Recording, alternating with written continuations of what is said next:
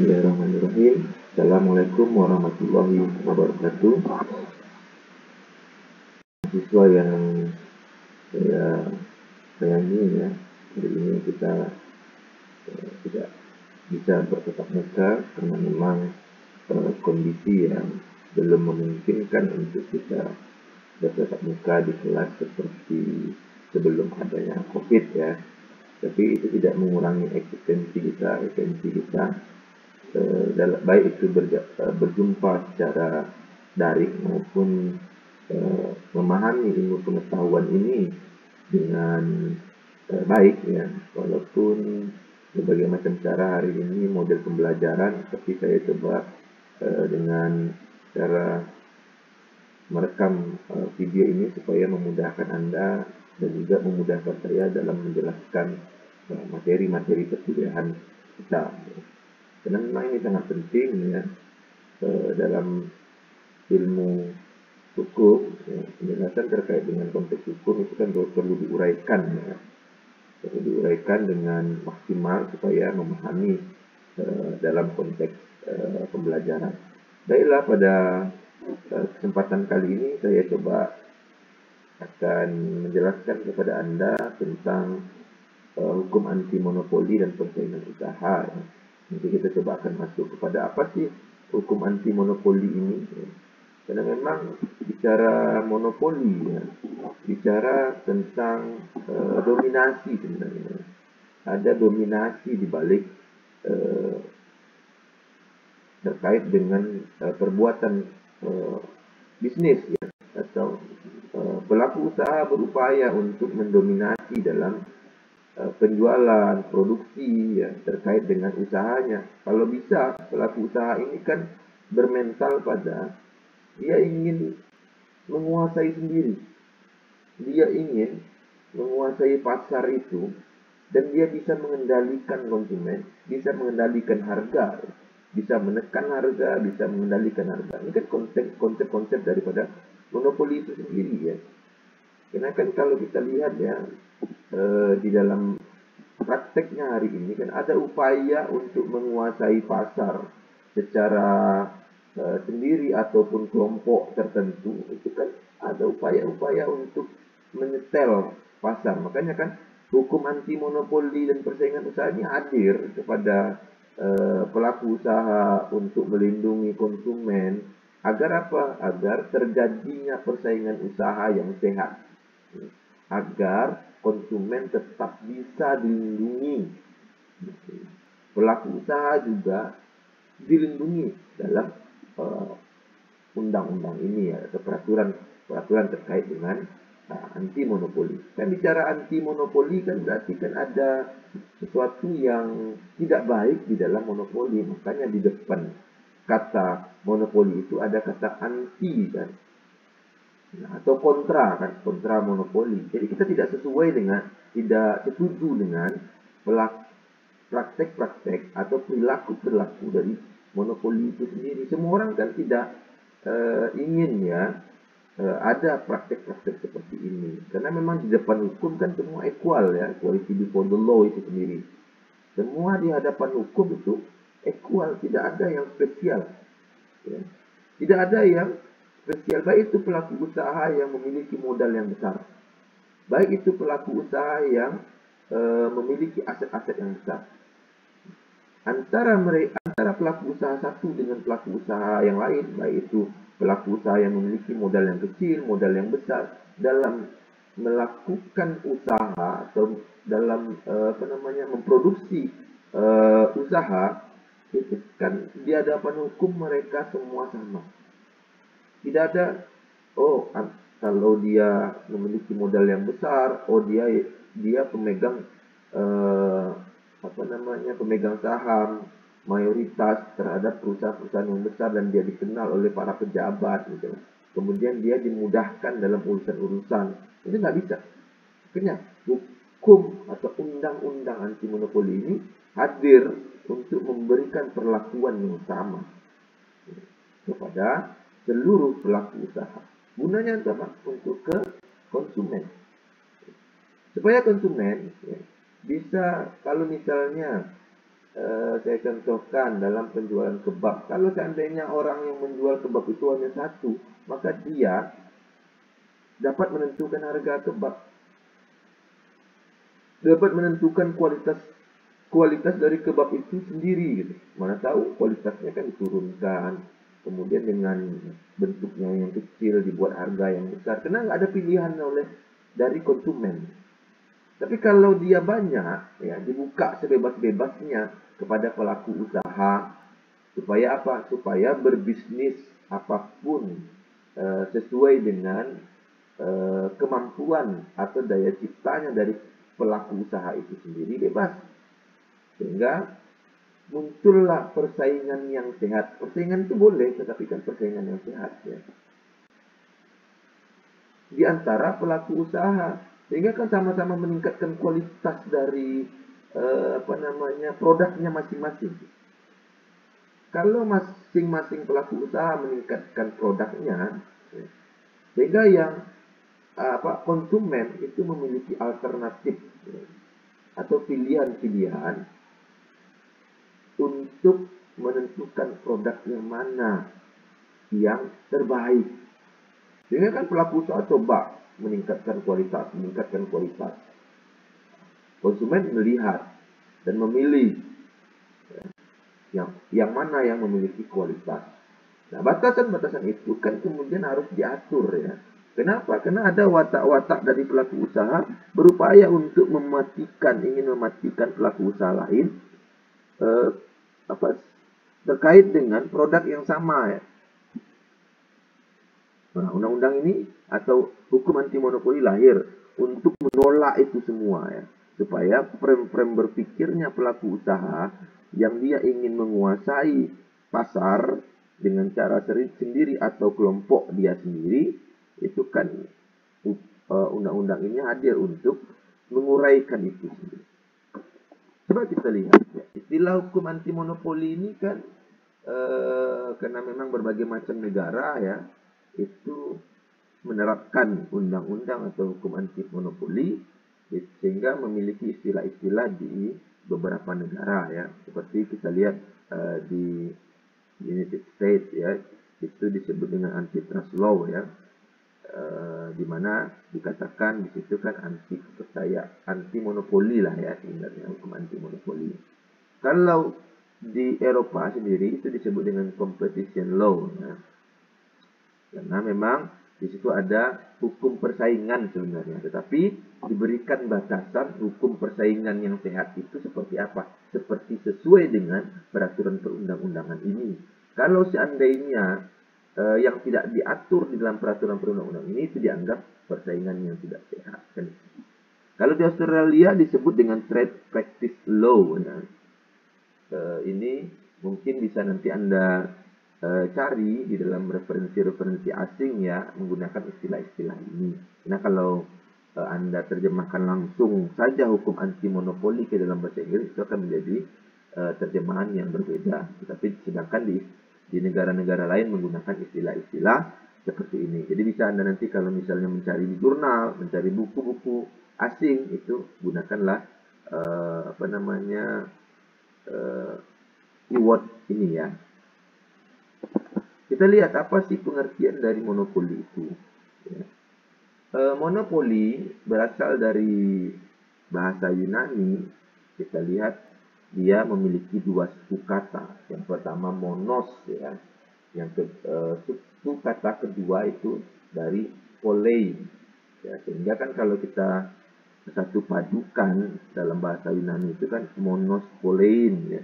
Monos itu diartikan dengan kata satu. Sedangkan polein itu artinya menjual. Sehingga kalau kita satukan artinya, sehingga kan satu menjual ya.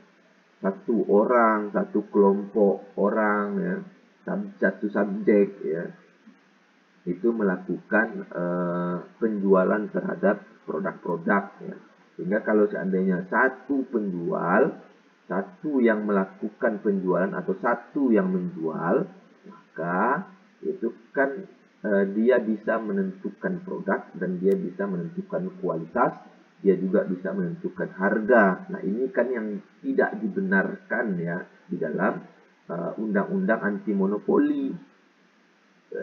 Kenapa? Karena memang kalau dia seandainya satu saja, apalagi kalau dia swasta ya, dia otomatis kan dia sewenang-wenang nanti. Beda kalau misalnya dia negara yang menguasai. Nah, ini kan dapat perlakuan-perlakuan khusus. Ya. Walaupun itu disebut dengan monopoli, tetapi kan dia untuk melindungi kepentingan publik. Kenapa? Karena negara itu yang mengayominya. Nah, beda kalau misalnya perusahaan-perusahaan atau individu yang dia bersifat privat, ya, maka kan kalau dia pelaku usaha, dia berupaya untuk mencari keuntungan yang sebesar-besarnya. Tetapi boleh kan sebenarnya mencari keuntungan yang sebesar-besarnya, bukan dengan cara memonopoli, yang mana kalau dia sudah memonopoli, dia akan menurunkan kualitas daripada harga dan dia kualitas dari produk dan meningkatkan atau menaikkan harganya. Ini kan menjadi kewenangan. Kalau dia ada pesaing, ya nggak akan mungkin ya dia akan menetapkan harga semahal ataukah kualitas yang rendah. Pasti dia akan meningkatkan kualitas produk dan harga ya yang terbaik, yang sesuai dengan sesuai dengan konsumen itu sendiri. Atau kalau kita lihat ya, di dalam pasal 1 Undang-Undang Nomor 5, ya ini Undang-Undang Anti Monopoli ya, larangan praktik monopoli dan persaingan usaha. Undang-Undang Nomor 5 tahun 99 di pasal 1 menyebutkan apa yang dimaksud dengan monopoli. Monopoli itu kan penguasaan atas produksi dan atau pemasaran barang dan atau atas penggunaan jasa tertentu. Ya, jadi yang disebut dengan monopoli itu pertama, kalau seandainya terjadi penguasaan atas produksi. Jadi nggak boleh tuh satu orang atau subjek ya atau badan hukum, kalau dia satu atau kelompok ya itu melakukan penguasaan atas produksi, nggak boleh. Kalau dia sendiri atau kelompok ya. Nah, dia dibuka secara persaingan bebas ya, secara sehat. Kemudian atau jadi ini dikunci monopoli penguasaan atas produksi, pemasaran barang itu nggak boleh juga, atau penggunaan jasa tertentu itu nggak bisa oleh satu pelaku usaha atau satu kelompok pelaku usaha. Jadi ada pelaku usaha ya, pelaku usaha ini kan subjek ya di hadapan hukum. Subjek itu kan ada yang naturlich person atau recht person ya. Jadi kalau seandainya ada satu naturlich person atau satu recht person, dia berupaya untuk melakukan penguasaan atas produksi, melakukan penguasaan atas pemasaran barang, melakukan penguasaan atas penggunaan jasa tertentu, maka kan itu disebut dengan praktek monopoli ya. Ya, itu disebut dengan monopoli itu sendiri. Ataukah kelompok ini yang dia melakukan perjanjian ya terkait dengan penguasaan atas baik itu produksi, pemasaran barang atau penggunaan jasa. Tapi kalau seandainya dia tidak berkelompok, dia sendiri-sendiri dan itu jumlahnya banyak, itu bukan monopoli ya. Kalau seandainya dia ada kelompok pelaku usaha satu, ada kelompok pelaku usaha satu lagi di yang lain, kemudian begitu juga yang lain, itu juga bukan praktek monopoli. Jadi ini Anda bisa membedakan kalau seandainya ada satu atau dia satu kelompok saja. Sehingga kelompok lain, misalnya ada kelompok A, kelompok B, kelompok C misalnya. Kelompok A ini berupaya untuk gimana caranya kelompok B sama kelompok C itu mati dalam satu kegiatan usaha. Yang mana kegiatan usaha ketiga kelompok ini tadi sama. Gitu. Jadi gimana kelompok A itu mematikan. Kalau dia mati dengan upaya-upaya kelompok A, maka itu disebut juga dengan praktek-praktek monopoli. Ya, makanya memang untuk melacak monopoli ini kan sulit ya, kecuali memang dibutuhkan penelitian yang secara mendalam. Tapi bisa kita lihat pola-polanya nanti ya. Itu diatur dalam peraturan perundang-undangan, ya. Undang-Undang Nomor 5 Tahun 1999 ini. Kemudian apa yang dimaksud dengan praktik monopoli? Tadi monopoli itu penguasaan atas produksi dan atau pemasaran barang dan atau atas penggunaan jasa tertentu oleh satu pelaku usaha atau satu kelompok pelaku usaha. Kemudian kalau praktek monopoli itu kan pemusatan. Jadi berupaya untuk penguasaannya, monopolinya. Tapi kalau praktek monopoli itu pemusatan kekuatan ekonomi oleh satu atau lebih pelaku usaha yang mengakibatkan dikuasainya produksi dan pemasaran atas barang atau jasa tertentu sehingga menimbulkan persaingan tidak sehat dan dapat merugikan kepentingan umum. Kepentingan umum ini siapa? Kepentingan konsumen atau kepentingan nasabah. Kalau seandainya bank itu satu, maka kan terjadi upaya atau praktek monopoli pemusatan kekuatan ekonomi pada jasa perbankan. Makanya kan bank itu kan banyak. Sehingga kalau bank itu banyak, ya, konsumen atau nasabah punya alternatif, ya, punya pilihan ke bank yang mana yang dia inginkan, ke bank yang mana yang memberikan produk yang sesuai diinginkan oleh konsumen itu, ke bank yang mana yang memberikan angsuran yang lebih atau pembayaran jasa yang lebih murah yang sesuai kemampuan daripada konsumen. Jadi konsumen kan bisa lihat tuh persaingan dari produk-produk yang ditawarkan oleh bank. Walaupun ada di bank BUMN, BUMD, kemudian swasta, asing. Nah, artinya kan kita punya pilihan tuh. Kalau orang yang dia suka ke luar negeri, bisnis di luar negeri, pasti dia akan pilih bank-bank yang lebih banyak ya, punya cabang di luar negeri sehingga memudahkan dia. Nah, ini kan disesuaikan dengan kalau seandainya hanya satu saja BUMN saja yang dia tidak punya pula cabang di luar negeri, ya gimana nih? Ya, sehingga akan kesulitan. Nah, dia pun menetapkan nanti jasa-jasa yang lebih tinggi tawarannya. Kayak kita lihat kan relatif bank itu kan coba menawarkan bunga ya terkait dengan utang piutang misalnya, itu mana yang relatif bunganya lebih rendah, itu kan persaingan antar bank. Oh, ada yang menetapkan 3%, ada 4%, ada 2%, kan. Oh, ada memang strategi kreditnya mungkin kan bayar utangnya dulu, bayar pokok bunganya dulu, baru pokoknya terakhir. Nah, kita kan konsumen harus melihat dengan jeli cara-cara bank seperti itu. Ada juga mungkin, setengah bunga, setengah pokok, setengah bunga, setengah pokok. Ada juga nanti yang pokoknya dulu, baru nanti bunganya. Macam-macam kan praktek-praktek yang dilakukan oleh bank itu sendiri kan. Nah, ini karena kalau seandainya terjadi persaingan usaha, maka itu kan bisa konsumen atau nasabah bisa memiliki alternatif.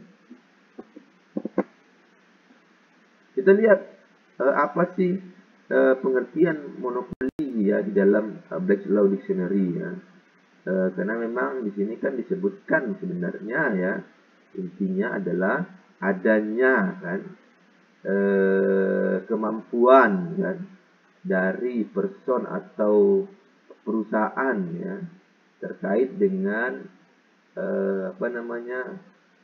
particular business of trade ya, pada ada kekhususan bisnis dalam perdagangan baik manufaktur ya dan yang lain-lainnya yaitu itu upaya untuk mengambil penguasaan atau mendominasi kan ini kata Henry Campbell Black ya. Kemudian ada juga hak-hak istimewa kan kita tuh ada privilege, hak istimewa yang diberikan kepada satu orang atau kelompok orang ya.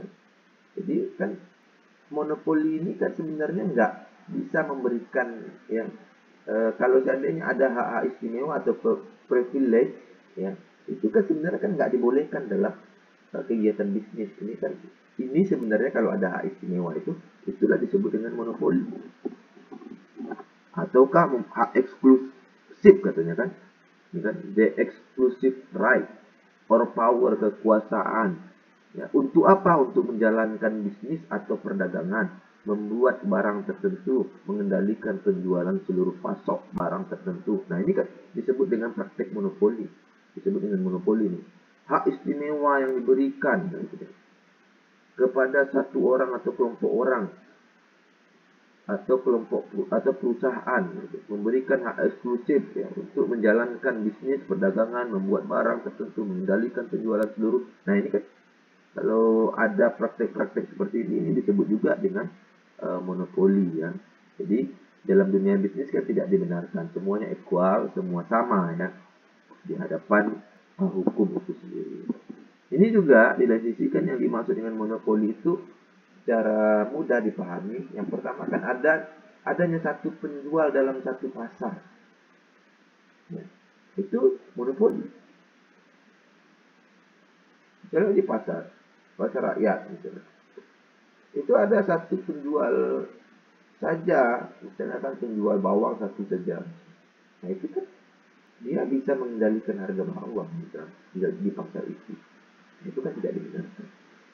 Kemudian monopoli itu juga dimaknai dengan produk penjual unik, ya. Tidak ada substitusi yang dekat, ya, dia bisa menentukan juga. Kemudian sangat sukar bagi penjual lain untuk masuk ke dalam pasar tersebut, karena ada upaya menghalang-halangi pelaku usaha lain, karena ada upaya untuk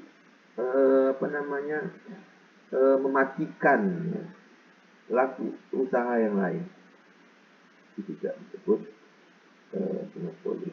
Walaupun ada juga misalnya perjanjian antara masyarakat begitu untuk, ya, menentukan harga, menentukan kualitas misalnya, sehingga orang lain ketika masuk itu tidak dibenarkan, itu juga nggak boleh di praktik monopoli. Itu banyak kita jumpai sebenarnya kan. Penguasaan wilayah misalnya kan di wilayah samping Goba itu dipegang oleh satu penguasa preman misalnya, sehingga kalau misalnya Anda tiba-tiba datang di situ diusir, ya, itu juga praktik daripada monopoli. Sebenarnya kan tidak boleh. Yang menentukan wilayah itu kan ketika mendapatkan izin kepada negara, bukan kesepakatan orang tertentu. Oh, misalnya ada 10 orang di samping Goba, mereka buat nih perjanjian, nggak boleh ada lagi selain kita. Terus dalam menentukan harga, itu praktik monopoli itu, nggak dibenarkan. Makanya kan efek negatif dari monopoli yang bisa kita jumpai, kalau seandainya tetap saja monopoli ini dilakukan oleh pelaku usaha, maka yang pertama apa? Output akan berkurang, harga mahal dia karena dia menguasai, sehingga dia seenaknya saja menentukan harga. Konsumen nggak bisa tuh menawar-nawar harga. Padahal kalau seharusnya kan tidak boleh penetapan harga itu dilakukan oleh, atau ada perjanjian penetapan harga dilakukan oleh pelaku usaha. Kecuali misalnya negara, itu pun dalam hal apa? Dalam hal barang-barang pokok atau komoditas, ya, saja. Kemudian efek negatif lainnya kan konsumen rugi. Kenapa? Karena kualitas tadi, karena harga tadi. Kemudian apa? Mendorong inefisiensi. Tidak terciptanya efisien di dalam manajerial pelaku usaha, sehingga kan semeraut, sehingga nanti dampaknya apa? Perusahaan tidak punya persaingan, sehingga tidak berkualitas, tidak profesional, sehingga kan berpengaruh kepada produknya asal-asalan, berpengaruh lagi kepada konsumen pun tidak mendapatkan produk yang baik.